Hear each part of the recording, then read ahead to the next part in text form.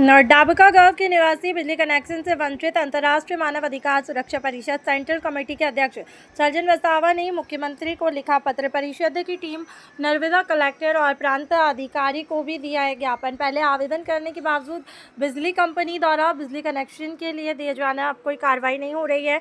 डेडियापाड़ा तालुका के पूर्व पट्टी क्षेत्र में स्थित दूरदराज गांव डाबका में आज भी कई लोग बिजली से वंचित हैं।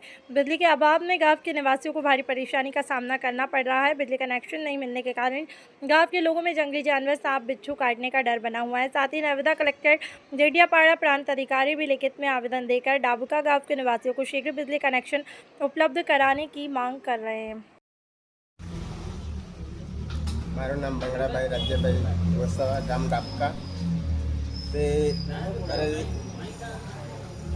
घर वपराश मीटरनी जरूर होय घणा समयथी दक्षिण गुजरात कंपनी लिमिटेड ने जाण कर्युं छे पण आज सुधी मीटर आव्युं नथी ने गया वर्षे पण अमे मीटरना फॉर्म भरेला छे तो अमने घर वपराश माटे मीटरनी जरूर छे अमे मीटरनी मांगणी करीए छे तो मीटर वहेलू तके मळे एवी मारी विनंती छे।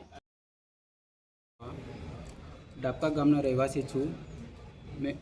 મને અમને ઘર વપરાશ માટે વીજળી મીટરની જરૂરિયાત છે અને મેં એક વર્ષ પહેલાં મેં ડેડિયાપાડા ડીજીવીએસએલ કચેરીમાં અરજી આપેલ છે પણ આજ દિન સુધી કોઈ કાર્યવાહી થયેલ નથી અને મારા ગામની અંતિયાળ વિસ્તારમાં આવેલો છે જેથી કરીને અમે આજ દિન સુધી અંધારામાં જ રહે છે।